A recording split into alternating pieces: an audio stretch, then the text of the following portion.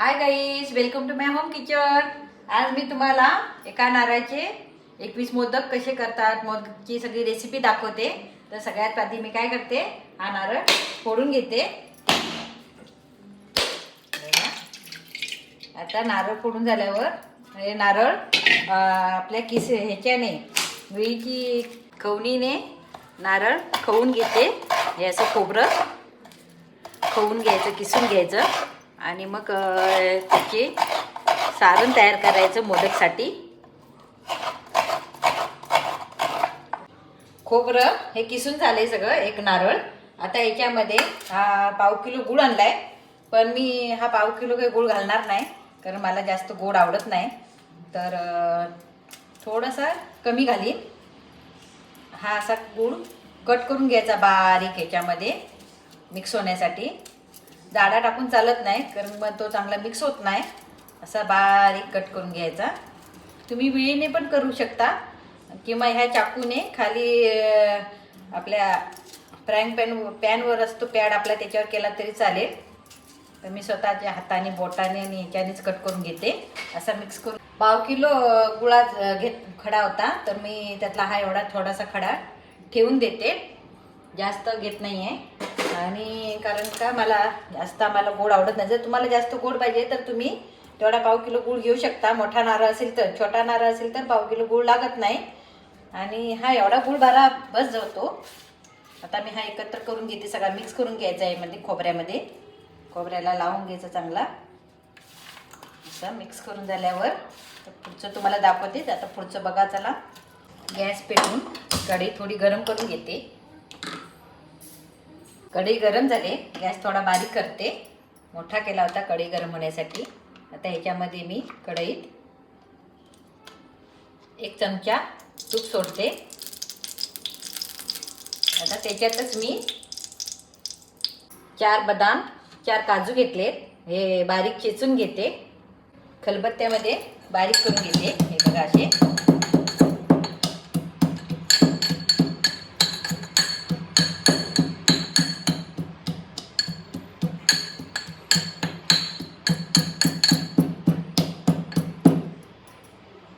चेचून झाले। आता तूप पण गरम झाले, बारीक गॅस ठेवलाय। तर त्याच्यामध्ये हे बदाम वगैरे काजू बारीक केलेले टाकून देते। आता याच्यातच मी हे खोबरं आणि गूळ मिक्स करून ठेवलं होतं ते टाकते आणि मिक्स करायचं गॅसवरती। आता गरम करायचं चांगलं। थोडासा गॅस मोठा करते, म्हणजे पटकन होऊन जाईल।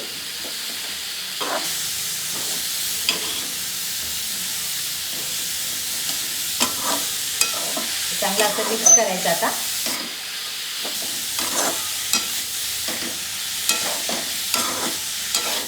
काजू बदाम घातले की टेस्ट चांगली येते थोडीफार, म्हणजे आपण मोदकच्या आतमध्ये आता सारण भरू तर ते सारणला टेस्ट येते चांगली। 7-8 वेलची घेतल्यात, तर यांची मी पावडर तयार करते। तर पावडर तयार करताना काय करायचं, ही वेलची आहे ना, डायरेक्ट तव्यामध्ये गरम करायची, ती सोलून नाही घ्यायची। गरम करायची आणि मिक्सरला लावायची आणि त्याची पावडर वापरायची, त्याला टेस्ट चांगली येते आणि वास पण सुंदर येतो। तर मी ती पावडर तयार करून ठेवली होती, ही बघा। तर ही पावडर आता एवढी 1 चमचा पावडर वेलचीच्या याच्यामध्ये सारणमध्ये घालते। आता मोदकचे जे मी सारण तयार केलं खोबरं आणि गुळाचं, ते त्याच्यामध्ये घालते। आता हे तयार झालेलं आहे, मिक्स होऊन झालेलं आहे सगळं। ते मिक्स झाल्यावर सर्व नंतर शेवटी वेलची पावडर टाकायची। आता हे मिक्स झालं आहे म्हणून मी याच्यामध्ये वेलची पावडर घालून घेतली। आता काय करायचं की हे सारण आहे ना, ते एका ताटामध्ये काढून घ्यायचं। आता हे मिक्स झाले चांगल्या प्रकारे। आता मी हे सारण काढून घेते, झालेलं आहे। आता मी हे या ताटामध्ये सारण काढून घेते आणि ह्याच कढईत आता 1 ग्लास पाणी घालून ठेवते उकळी येण्यासाठी। कारण याच्यामध्ये जर पाण्याला उकळी काढली तर त्या पिठाला पण त्यातला जे आहे ना, त्याची वास सुंदर येतो पिठाला। आणि पाण्याला चांगली उकळी काढायची। हे बघा, आता ह्या कढईत मी 1 ग्लास पाणी ओतते। चांगली उकळी यायला पाहिजे। आता उकळी येताना तर त्याच्यात काय करायचं, थोडंसं मीठ घालायचं चवीनुसार. त्या पीठ जे आपण तांदळाच्या पिठाचे आता मी मोदक करते का, तर तुम्ही गहूच्या पिठाचे पण मोदक करू शकता, पण गहूच्या पिठाचे मोदक तळावी लागतात आणि तांदळाच्या पिठाचे मोदक असतात ते उकडीचे असतात मोदक. ते आपण उकळत्या पाण्यावर ठेवायचे असतात. आता हे बघा थोडंसं अर्धा चम्मच मीठ घातलं आहे. आता ह्याला उकळी होऊ दे. उकळी आली की मग ह्याच्यामध्ये मी जसं आपल्याला ह्या सारण आहे त्याप्रमाणे, जेवढं सारण आहे त्याप्रमाणे पीठ घ्यावं लागेल. पाण्याला उकळी येते तोपर्यंत हे सारण आता मी काढले ना ते असं पसरवून थंड करत ठेवते. असं असं थंड करत ठेवायचं आणि मग नंतर मोदक बनवताना ते घ्यायचं. त्याच्यावर तसं थंड करत ठेवते 5 मिनिटासाठी. पाण्याला चांगली उकळी आलेली आहे. आता त्याच्यामध्ये मी हे बघा 2 डिश पीठ घालते तांदळाचं. उकडीचे तांदळाचे मोदक, उकडीचे मोदक. आता 2 डिश करून पीठ घातलंय. आता हे चांगलं पीठ एक मिक्स करून घ्यायचं. असं हे बघा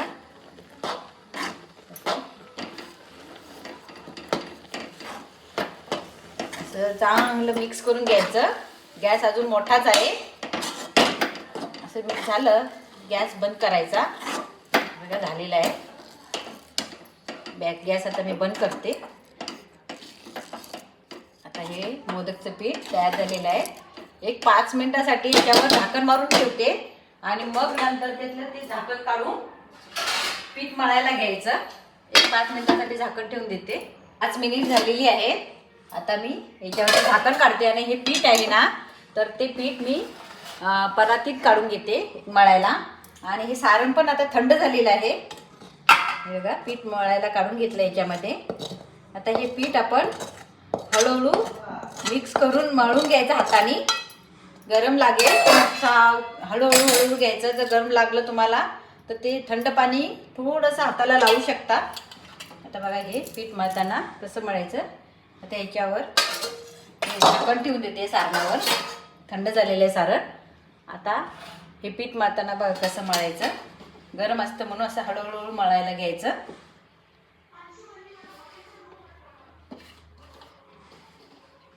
त्यात पाणी जर कमी वाटलं तर काय करायचं, जे आपण कढईमध्ये पीठ गरम केलेल्या पाण्यात घातलं होतं त्याच कढईत पाणी घ्यायचं आहे थोडंसं. आणि तेच पाणी आपण याला वापरू शकतो. थंड गरमच असते कढई त्यामुळे ते पाणी पण गरमच राहतं. आणि असं हे मिक्स करून घ्यायचं. पीठ बघा मळून झालंय थोडंफार. थोडंसं याच्यामध्ये मी थंड पाणी थोडंसं घेते.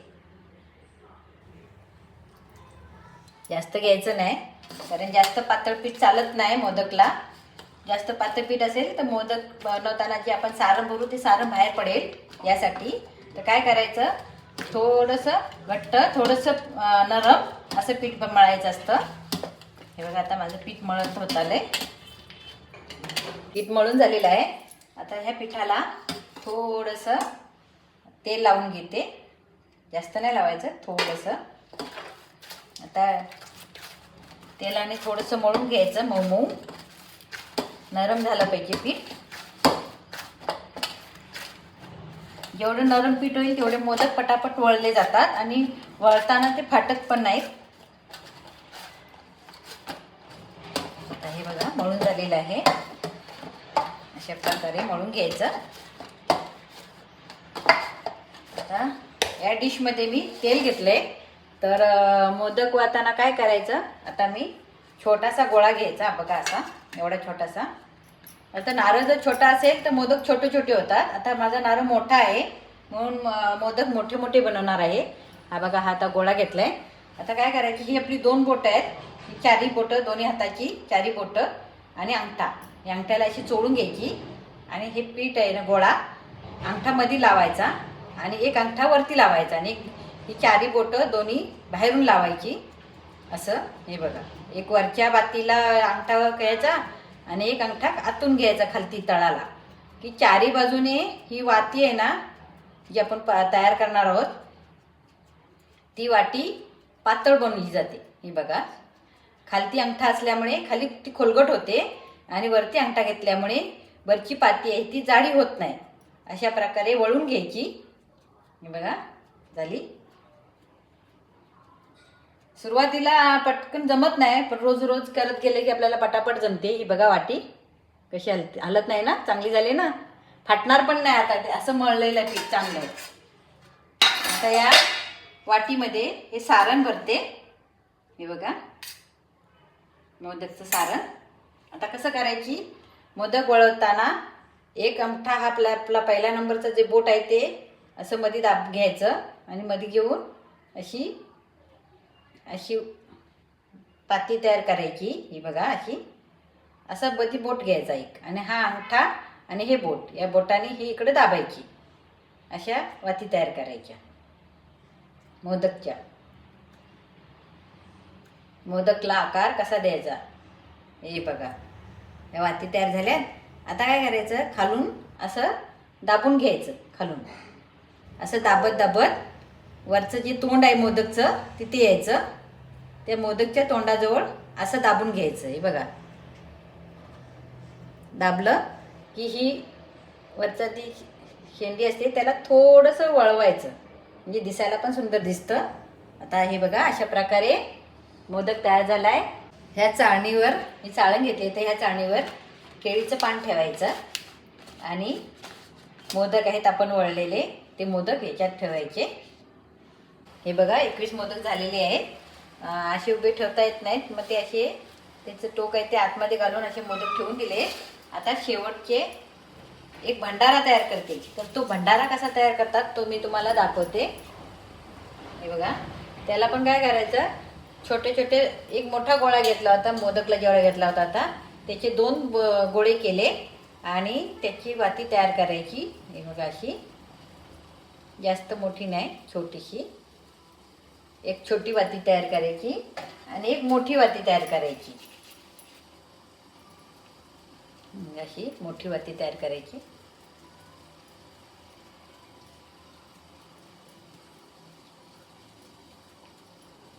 एक भंडारा तयार करते गणपती बाप्पासाठी. आज अंगारकी संकष्टी आहे म्हणून. हे बघा हे चूरण भरते याच्यामध्ये. आता हे चूरण भरले. आता ह्या चूरणाच्या वरती एका वातीमध्ये चूरण भरले, दुसरी वात अशी उपडी ठेवायची आणि चारी बाजूने अशी दाबून घ्यायची. अशी दाबून घ्यायची. तर ही दाबून झाली. आता काय करायचं, हे असं दुमडायचं. टोक आहे ना ती चारी बाजूने असे दुमडत जायचं, म्हणजे पॅक बंद करून टाकायचं. आणि बंद केल्यावर असं दुमडल्यामुळे, असं दांबळून दुबडल्यामुळे काय होतं, नक्षी येते एक प्रकारची, छान दिसतं.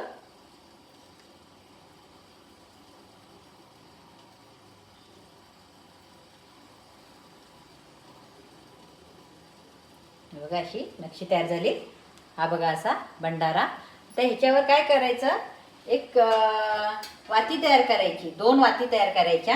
हे बघा छोटासा गोळा घेतलाय, याच्या अशा 2 वाती तयार करायच्या. एक अशी, आता याच्या 2 वाती तयार होतील.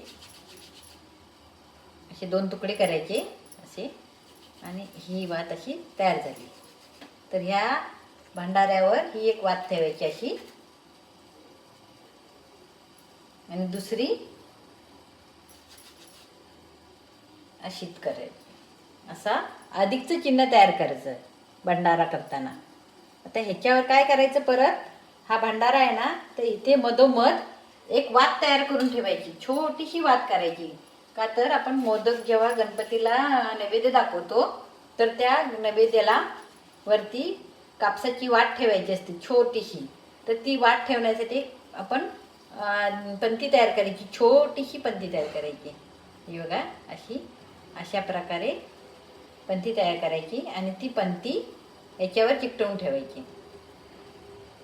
आता हे मोदक तयार झालेले आहेत. आता याच्यावर केळीचं पान एक उपडी ठेवते, जेणेकरून वाफ बाहेर जाणार नाही आणि मोदक फटदिशी चकदिशी होऊन जातील पटकन. आपल्याला लवकर लवकर खायचे आहेत ना. आज अंगारकी संकष्टी आहे, तर बाप्पासाठी नैवेद्य तयार केलेला आहे. 21 मोदक झालेले आहेत आणि एक भंडारा. आता हे मोदक तयार होईपर्यंत पाणी गरम करत ठेवलं होतं बारीक गॅसवर. उकळी आलेली आहे. आता याच्यावर हे मोदकची मी चाळण ठेवून देते आणि त्याच्यावरती हे झाकण ठेवायचं. झाकण ठेवून त्याच्यावर एक जड काहीतरी वस्तू ठेवायची, म्हणजे काय होईल, जास्त बाहेर हवा गरम वाफ बाहेर जाणार नाही. आता मी याच्यावर खलबत्ता ठेवलाय की जेणेकरून त्यातली हवा बाहेर पडू नये, लवकरात लवकर मोदक हवे. आता 15 मिनिटात वाफेवर मोदक शिजवून घ्यायचे. गॅस मोठा करते, बारीक होता. 15 मिनिटं झालेली आहेत, मोदक झाले असतील. आता जरा उघडून बघते.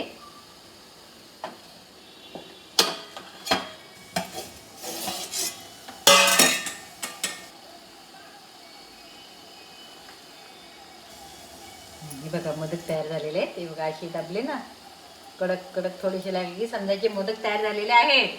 मोदक झालेले आहेत. आता हे मोदक मी गणपतीला नैवेद्य दाखवण्यासाठी काढून घेते. 21 मोदक हे बघा मस्तपैकी तयार झालेले आहेत, शिजलेले आहेत मोदक.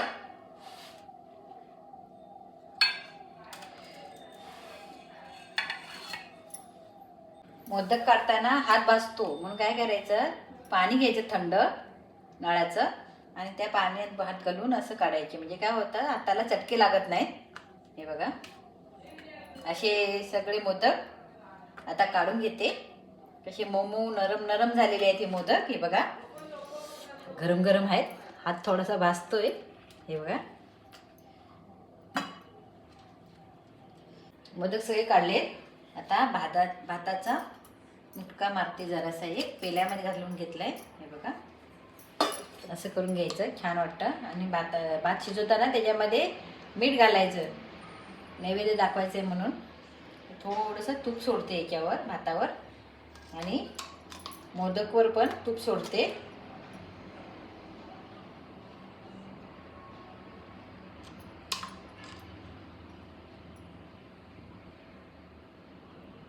असं तूप सोडायचं. गरम असतात ना मोदक, ते सोडले ना की तूप चांगलं वितळतं पटकन. गणपतीचा नैवेद्य तयार झालेला आहे. भंडारा पण पेटून घेतलाय. आता हा मी नैवेद्य दाखवून येते बाप्पाला. आज अंगारकी संकष्टी आहे ना म्हणून. गरमागरम मोदक.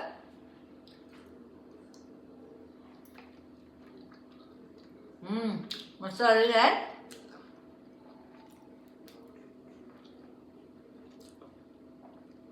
आजचं चुरण पण छान झालेलं आहे.